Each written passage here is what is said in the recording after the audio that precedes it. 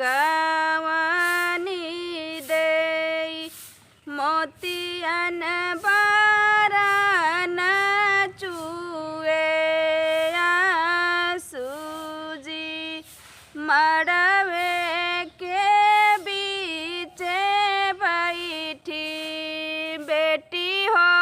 कवनी देई मोतियन बारन चुए सूजी घर में से निकलनी भाभी हो कवनी देई सुना ननदो बतिया हमार जी घर में से निकलनी भाभी हो कवनी देई सुना ननदो बतिया हमार जी काहे भोरवे में हावे ननदो तुहरा बिदाइया हो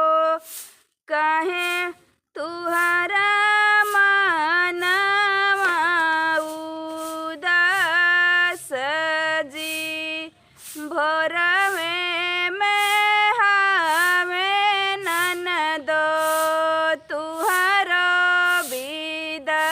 बिदाइया हो काहे तुहरा मनवा उदास जी छूटी जाई है माई हो छूटी जाई है बाबा हो छूटी जाई है भाइया हमार जी छूटी जाई है माई हो छूटी जाई है बाबा हो छूटी जाई है भाइया हमार जी इह सोची भाऊजी हो मड़वे में बैठिला मोतिया बारन चुए सूजी इह सोची भाऊजी हो मड़वे में बैठिला मोतिया बारन चुए सूजी छूटी जाई है गाँवा हो छूटी जाई है सखिया हो